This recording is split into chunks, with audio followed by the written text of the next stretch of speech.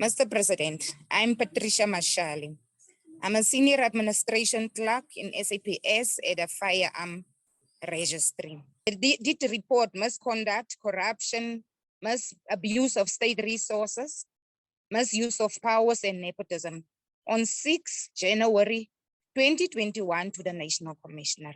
Since last week, I've been practically in hiding because still today, I'm still waiting for someone to come and tell me that we are going to protect.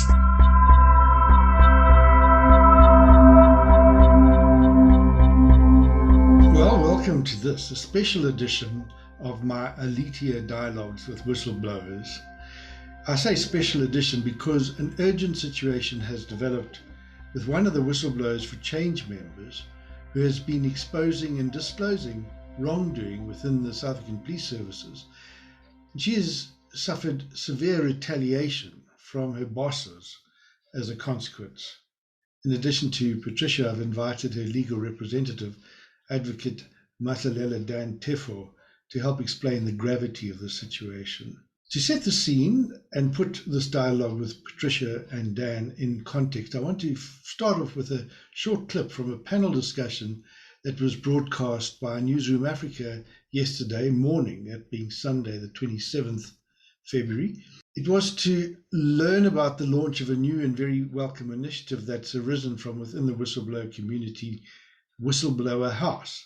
The clip features Dr. Mary de Haas, a social worker from Durban, who has for the past 3 or more decades researched and monitored the volatile political situation in KZN and has established herself as a foremost authority on problems within the SAPS, and she enjoys the confidence of many good cops whose interests she has consistently championed in trying to stop corruption and bring an end to political interference in the SAPS so that it can be run professionally and founded on an absolute commitment to the rule of law. Mary has fearlessly confronted and challenged political leaders who interfere to subvert that, and has been monitoring the conduct of the current Minister of Police, Bheki Cele, ever since he emerged on the scene some 25 or more years ago. You can read what Mary has to say in her Violence Monitor blog, as well as in regular contributions to the Mail and Guardian of late. She has also championed the cause of whistleblowers, and over the past 3 years has made it her business to ensure that whistleblower Thabisa Zulu does not suffer the same fate as his friend Sindisa Makakwa, who was shot and killed in July 2017. Well, Mandy Wiener tells Thabisa's story in her book, The Whistleblowers, but Patricia's story is yet to be told. So let's pick up in this clip after she has outlined her fears for the safety of Thabisa, and when she then explains her anxiety about what might happen to Patricia. So the persecution comes from within the police. I'll give you one more case study now, and that is Ms. Patricia Mashale.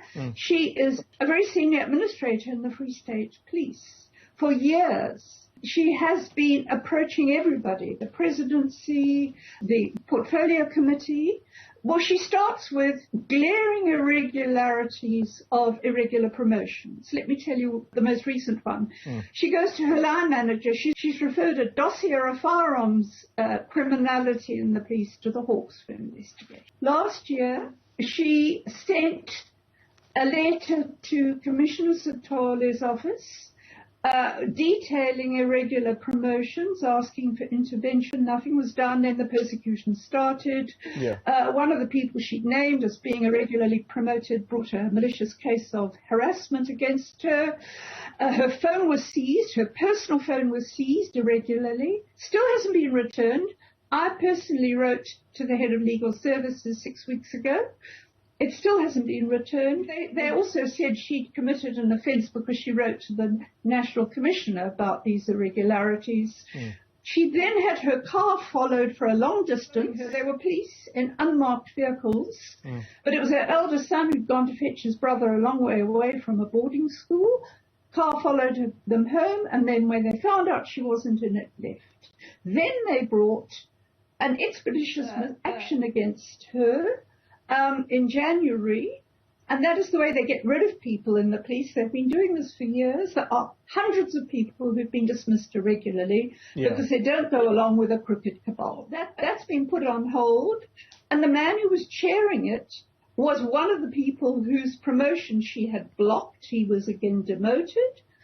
She has now been told she's going to be arrested for a non-existent crime, and they're going to take her miles away. That's tomorrow. Now, the point I'm telling you all this is that the problem starts with the police.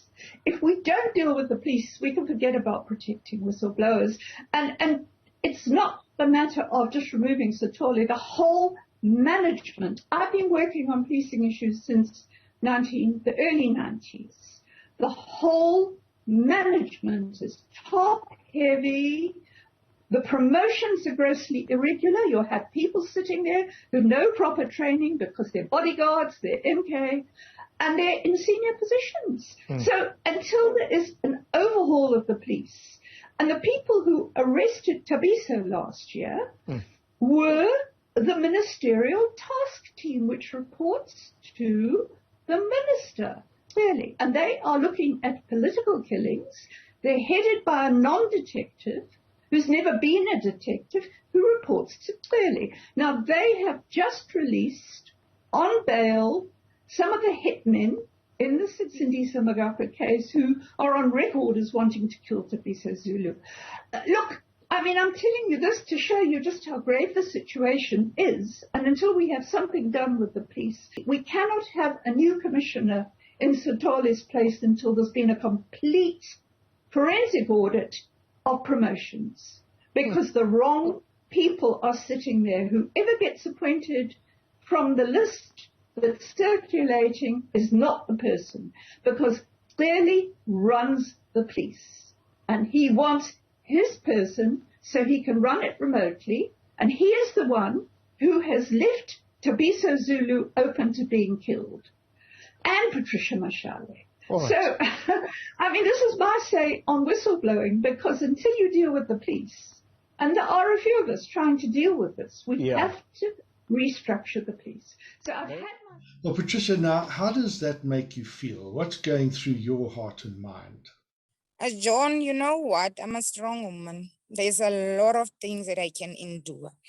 But I get so helpless and frustrated when I learn that possibly the minister is going to be tasking to appoint the new acting national commissioner. We don't know, is it going to be acting or is it going to be permanent?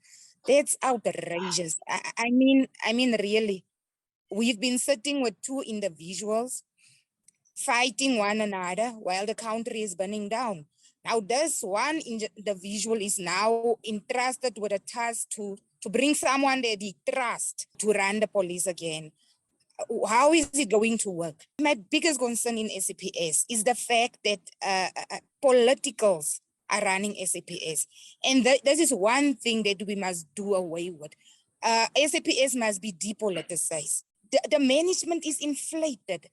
You know what? It's so simple to run this organization. It's very simple. We don't need academics or graduates to run SAPS, because the core function of SAPS, according to the South African Police Service Act, is to prevent and fight crime. Well, Dan, we're going to have a dedicated interview to hear your own remarkable story as a whistleblower, as a former police officer yourself for 19 years, and now as an advocate who's been representing police officers and officials who have been wrongfully dismissed. Now, Patricia is one of many clients. Now, explain to us why this one is so important. Thank you, John. Let me first applaud Patricia. She is strong indeed, and they've tried by all means to break her. I've got my motto, John, that I often say to the people, said that if you didn't make me, you won't break me, because you don't know the kind of the ingredients that are made with. It is a bizarre, really, in this country for the President Ramaphosa. He has been the leader during the time of the negotiations in this country's future, and leading to the extent of being the reliable source and reliable leader during the time of the drafting of the constitution of this country. which has been applauded by the countries or the continents to say that South Africa has got the best constitution. So when they say that South Africa has got the best constitution, the name of Ramaphosa always comes up as given the credit. But now I say it's bizarre because it's today the same man, the same person accredited to this so-called best constitution. Now, Patricia and Dan, let's assume that President Ramaphosa is going to see this interview. In brief headline points, what does he need to know and do to ensure that the retaliation against Patricia stops? Dan, do you want to go first? What do you think he needs to know and do? Exactly. A good question. President has been saying that. Remember in the speech that he gave, the January 8th, he has talked about the seriousness, how he seriously viewed the protection of the whistleblowers, and also the issue of gender-based violence.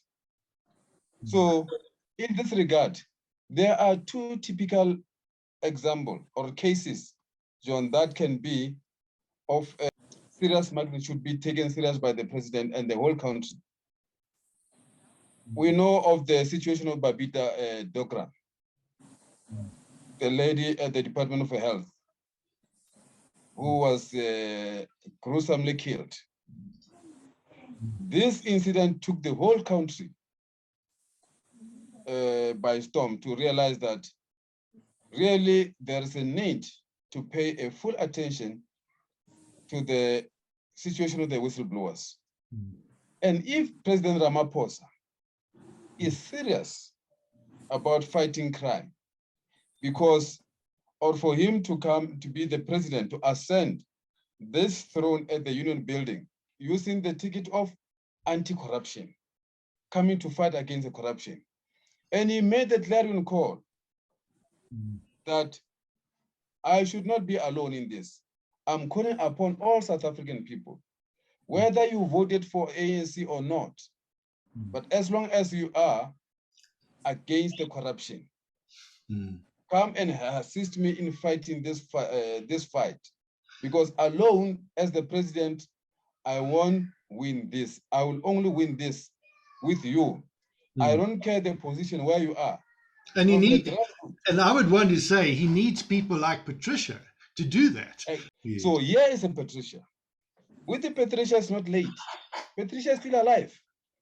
And the person who is a troublesome, who want to prove the president wrong, that president, the whistleblowers don't expect protection, don't need to be protected, is the Minister of Police, Bheki Cele.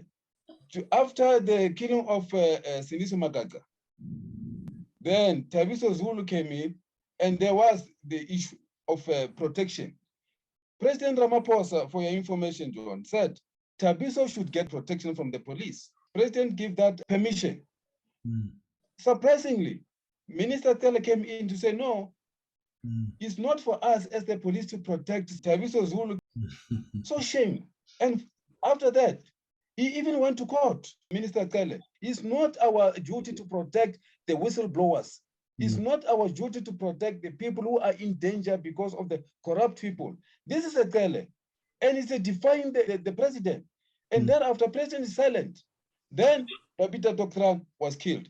Okay. Now, in fact, I heard Bheki Cele make the point at the Human Rights Commission hearings into the KZN violence. Again, he said, oh no, there was this issue about this whistleblower, but it was eventually decided it wasn't my responsibility. It was the Department of Justice. So he's trying to get off the hook there too. What I hear you saying is that we want to prevent the same fate that Babita Deokaran suffered with Patricia Mashale. You know, as I've got to know both of you, in fact, Patricia and yourself, I've seen people of extraordinary ethical commitment wanting to serve this country as the Constitution obliges. It's extraordinary to think that the very people that should be leading the fight against corruption are now not just not being able to do that, they aren't even able to do what your ordinary job should be. This is no way to run a country. Patricia, tell us more about what you would like to see happen from the president. Let's assume that he's hearing us. What practically can he do for you right now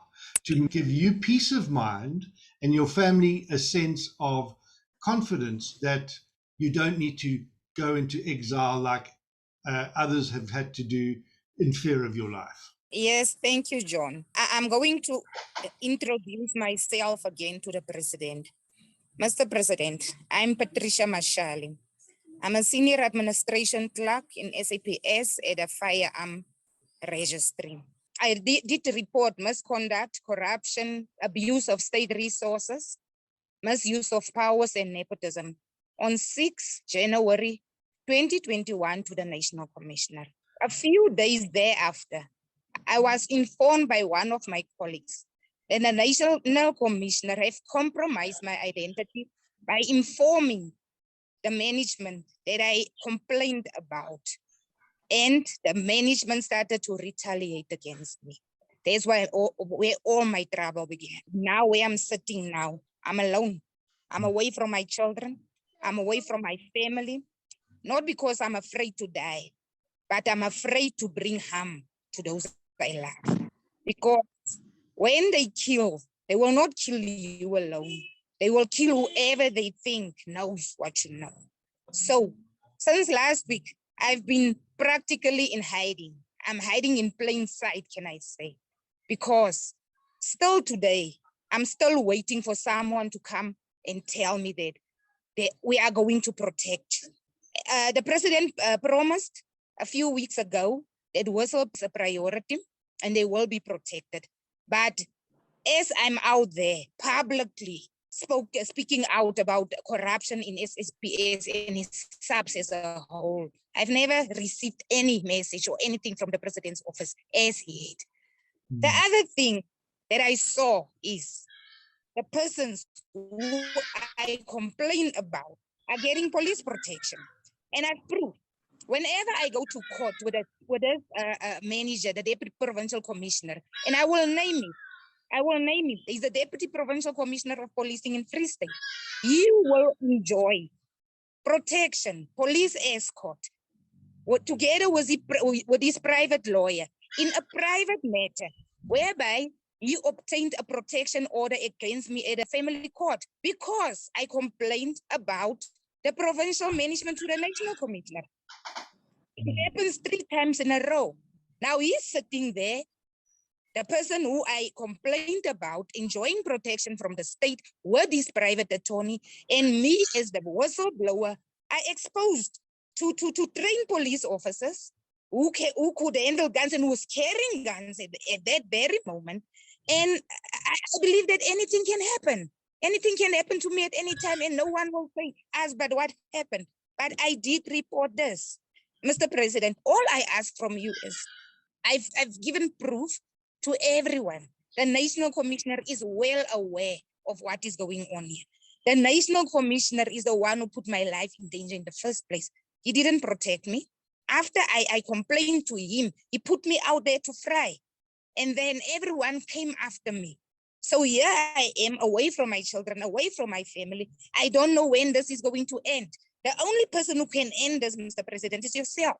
Take me out of this situation and give me something. Patricia, just explain, are you saying you reported this to the National Commissioner, General Khele Sithole, and the very fact of you making those disclosures invited retaliation? Is that what you're saying? That is exactly what I'm saying, John. I was charged departmentally for misconduct. And the charges was because I brought the service into disrepute by reporting the provincial management, including the provincial commissioner, to the National Commissioner. That was the charges against me. And it was an expeditious process. Expeditious in the police is just a formality to inform you that you are dismissed. There is no processes. You will not be allowed to defend yourself in a trial. I didn't even attend the expeditions because I knew chairpersons.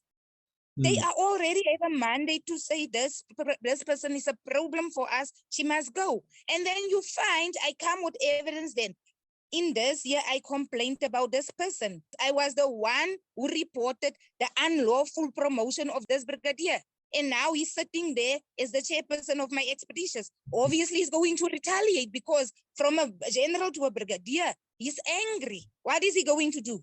He's going to dismiss me. Patricia, you can be assured that that even if the president doesn't see this, that my connections internationally through the media, and I've got several people that I'm connected with in the United States and Europe, will get to hear what's happening, and questions will be asked at the United Nations, perhaps, international governance structures, to hold South African government to account for what really amounts to an extraordinary violation of your constitutional rights, and the further weakening of a state that's really been captured for too long and needs to shed those grave clothes.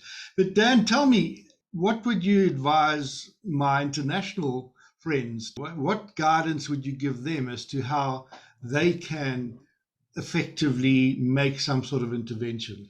Thank you, John. I will say, now that you've exposed us to your international connection, in particular talking about ARIS, with experience, fortunately, here in South Africa. People like ARIS can connect us also to the international solidarity movements, like the one that he belongs in, like, for example, the Blueprint, where he belongs.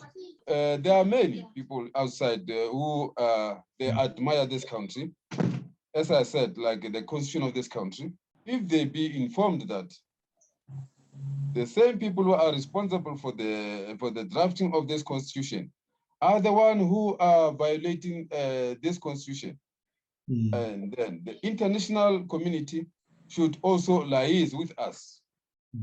Then we can also make sure that our case, through our networking, John, as we are now, this video needs to be known to the international world to say, this is an appeal that is done by a vulnerable member of the society, a person who is trying by all means to say, President, here I am, I'm assisting you to fight this corruption. It's a woman. It's not only the harassment, it's GBV. That president has long said, he is fighting it. He should fight it. Every time one president talks, we'll never talk without mentioning GBV. That is a pandemic. We are still in this pandemic of COVID-19. Now Patricia is a victim of, Patricia is not with her family now. She's in hiding. We don't know what will happen wherever she is. She's vulnerable now to the COVID-19. She's vulnerable to this another second pandemic of the GBV. Now the president is still saying the same person, the right-hand man of President Ramaphosa, is the national commissioner, Khele Sithole, exposed Patricia to this vulnerability of the pandemic of harassment as a whistleblower. Bheki Cele, I've been arrested 4 times by the order of both Sithole and Bheki Cele. And the president is aware, and he still trusts in them. We really need to, President, to explain to us. When he said the termination of Khele Sithole's contract is by mutual agreement. Well, 5 months ago, the same president said, I, President of the country, the Republic of South Africa, I hereby give a notice of possible suspension to the National Commissioner, Khele John Sithole. I give you 7 days, Khele Sithole, that you give me the reason as to why I should not suspend you and subject you to the fitness hearing. Then Khele Sithole responded within 7 days. We know, after the president got the reason from Sithole, the president is his mom. 5 months later, he still doesn't come to the public to say why he should not carry on. There is a court order. There is a judgment by Judge Davis from the North Gauteng High Court saying that Khele John Sithole is there entertaining the politics of ANC. Is there to say the 45 million should be withdrawn from the slush fund of the crime intelligence and do the job of the politics on the part of the president's party, ANC. So is John Sithole appointed to serve his political master, or was he appointed to serve, to be the servant of the people of South Africa, people like the Patricia? When the people like Patricia come into him and say, the management of Free State is so much engulfed into the corruption, I report all this to you as a national commissioner. Take the steps against those people. If the same person who's supposed to protect Patricia, the clarion call to the president by Patricia to say, President, here I am. I'm today far away from my family because now, being the good citizen, I'm now being attacked. Where are you? Where's your protection? In the last 10 minutes that we have of this, because before the thunderstorm is about to kind of descend on me, I almost feel like it's the wrath of God coming down upon this country with all the lightning. But you mentioned about our constitution, and of course, I get the extraordinary irony that, you know, the man that was leading the constitution writing process, who's now our president, Cyril Ramaphosa, should, in a sense, have such a sort of a thin commitment to its deeper principles by allowing, under his watch, a politicization of the police. Now, he does have the prerogative to name the next commissioner, and I would just hope and pray that he makes that decision on the basis of somebody who is a professional. I always like to try and say we can curse the darkness, but it's also important for us to light the candle. And I was really encouraged, Patricia, when you told me the other day in one of our sessions that a lot of people were getting confidence, colleagues of yours, that you were actually having a catalytic effect of actually nerving your colleagues to also now lodge complaints.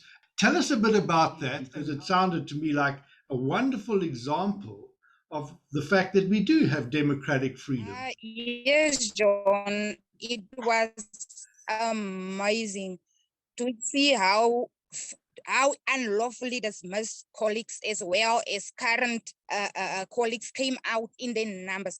I have a list of more than 100 colleagues who came out. And the irony is almost all of them were dismissed because they reported wrongdoing in the workplace.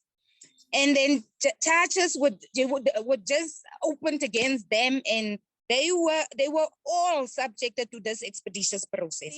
I dig deeper into this, and the funny thing that I found now is these people are dismissed. They never received a formal dismissal letter from the National Commissioner as per the National Instruction of the South African Police Act.